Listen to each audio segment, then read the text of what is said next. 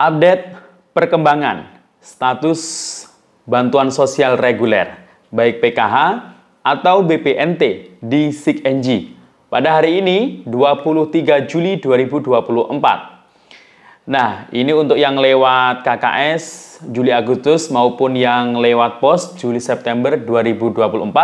Apakah sudah ada pergerakan ya? Dan hari ini alhamdulillah ya, khusus yang lewat KKS ini periode Juli Agustus.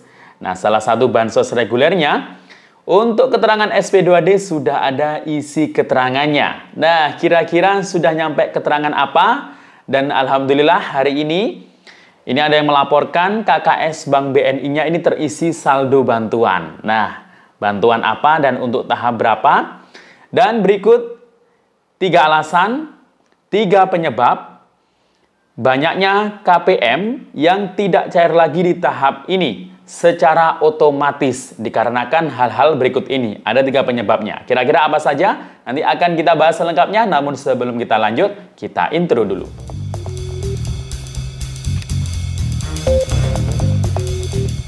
Assalamualaikum warahmatullahi wabarakatuh. Salam sejahtera, Shalom, Om Swastiastu, Namo Buddhaya, salam kebajikan. Sobat YouTube, kembali lagi di channel saya, Sukron Channel. Apa kabar semuanya? Semoga semua dalam keadaan sehat dan dimudahkan rezekinya. Amin. Oke, pada video kali ini kita masih membahas terkait mengenai informasi bantuan sosial, baik PKH, BPNT, dan bansos yang lainnya. Nah, untuk sesuai dengan judul video ini, kita akan fokus membahas terkait updating terbaru PKH BPNT periode Juli Agustus yang lewat KKS maupun Juli September yang lewat PT Pos Indonesia. Nah, alhamdulillah salah satu bansos regulernya ini sudah berubah periodenya ya untuk Juli Agustus khususnya. Dan untuk keterangan SP2D hari ini sudah ada yang terisi keterangannya. Sudah ada muncul keterangan di SP2D. Kira-kira sudah sampai proses mana ya isi keterangan di SP2D-nya? Dan alhamdulillah di hari ini sudah ada kartu KKS BNI yang melaporkan bahwasanya kartu KKS-nya ini terisi saldo bantuan. Nah, ini bantuan apa dan untuk tahap berapa? Dan berikut 3 penyebab para KPM yang mungkin saat ini untuk periode ini dipastikan tidak cair lagi bantuannya. Ini ada 3 penyebabnya. Penyebabnya ini bisa dibilang secara otomatis terjadi. Nah, jadi jangan berharap semua cair ya. Nah, apa saja 3 penyebabnya nanti akan kita bahas. Namun sebelum kita lanjut, silakan yang baru bergabung di subscribe dulu channel ini dan ditekan tombol loncengnya agar sobat YouTube semua mendapatkan pemberitahuan video terbaru dari Sukron Channel. Dan jangan lupa di-share di berbagai media sosial dan di-like apabila sobat YouTube suka dengan video ini. Oke sobat YouTube, kita lanjutkan ya pembahasannya pada video kita kali ini. Nah, hari ini sudah masuk tanggal 23 Juli 2024. Ini pasti banyak ya yang menanti mencari-cari informasi terkait kabar kapan sih cairnya bantuan PKH atau BPNT untuk periode bulan Juli Agustus 2024 baik yang lewat KKS maupun Juli September 2024 yang lewat PT Pos Indonesia. Nah, untuk yang terkait lewat PT Pos akan kita bahas dulu ya. Jadi PKH dan BPNT yang lewat pos ini kan terakhir cairnya itu antara bulan April Mei kemarin ya. April Mei Juni ya. Jadi memang ya lumayan cukup lama ya menunggu ya pencairan lagi untuk PKH dan BPNT yang lewat pos. Kalau yang lewat KKS kan mungkin baru bulan-bulan Mei atau Juni kemarin. Ada yang banyak yang cair di bulan Juninya ya. Nah, sekarang baru bulan Juli ya, jadi tidak terlalu lama nunggunya kalau yang lewat KKS. Akan tetapi yang lewat pos ini memang sudah cukup lama menunggunya karena memang periodenya itu seharusnya 3 bulan sekali. Sedangkan sekarang ini masih masuk di bulan Juli. Dan untuk memantau perkembangan persiapan pencairan ya, baik yang lewat pos maupun KKS itu kan lewat SIKNJ. SIKNJ itu bisa diakses oleh beberapa petugas. Pendamping PKH ini bisa mengaksesnya ya. Kemudian operator SIKNJ yang ada di desa atau kelurahan kemudian ada di tingkatan supervisor di Dinas Sosial Kabupaten Kota. Nah, jadi SIG-NG-nya juga berbeda-beda di situ. Kalau milik pendamping itu hanya bisa melihat nama-nama KPM, siapa saja yang terdaftar di DTKS, yang dapat PKH, BPNT atau PBI. Di situ tidak bisa mengusulkan, tidak bisa memverifikasi kelayakan dan ketidaklayakan, ya. Di situ juga bisa mengganti pengurus. Jadi misalkan ada KPM yang mungkin meninggal dan di kakaknya ini, di keluarganya ini masih ada keluarganya, ya, mungkin suaminya atau mungkin anaknya yang sudah dewasa, itu bisa diganti pengurusnya, ya, asalkan masih layak. Tapi kalau satu kakak hanya sendiri, ini nggak bisa diganti pengurus, ya. Jadi itu ya kuncinya. Dan juga di DTKS juga harus terdaftar juga, ya, yang anggota keluarga yang ada di dalam kakaknya tersebut. Walaupun di kakaknya itu banyak anggota keluarganya, tapi belum masuk DTKS, ya itu nggak bisa untuk digantikan pengurus, ya. Jadi itu. Dan untuk periode PKH BPNT lewat pos, ini hasil pantauannya, ya, baru saja saya cek itu masih periode April-Juni 2024, baik PKH maupun BPNT. Jadi belum ada perubahan ke Juli-September. Mungkin di media sosial ada yang memposting, ya, menyebarkan foto screenshot untuk PKH atau BPNT periode Juli-September 2024, tapi itu dipastikan bukan dari SIG-NG dari milik pendamping atau operator SIG-NG ada di desa atau kelurahan. Bisa saja, kalau dugaan saya bisa saja kemungkinan itu adalah hasil cek SIG-NG dari akun milik supervisor di tingkatan Dinas Sosial Kabupaten Kota. Karena biasanya di akun milik supervisor itu lebih terupdate duluan, ya.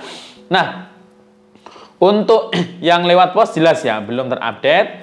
Jadi kemungkinan, ya, dipastikan bukan Juli ini penyalurannya. Nanti tetap, ya, menunggu surat undangan dari pos. Kemungkinan, ya, Agustus lah, nggak tahu Agustus pertengahan atau mungkin Agustus akhir. Kira-kira, ya, di waktu itulah, ya. Kalau untuk yang lewat KKS, ini sudah jelas. Update terbarunya periode Juli-Agustus sudah terupdate di SIG-NG, akan tetapi masih di BPNT-nya. Kalau di akun milik pendamping dan operator yang ada di desa atau kelurahan. Tapi kalau yang di milik supervisor itu BPNT dan mungkin juga PKH-nya itu sudah terupdate periodenya Juli-Agustus 2024. Bahkan kemarin sudah terupdate juga, ya, untuk cek rekeningnya, bahkan ada yang sudah berhasil rekeningnya.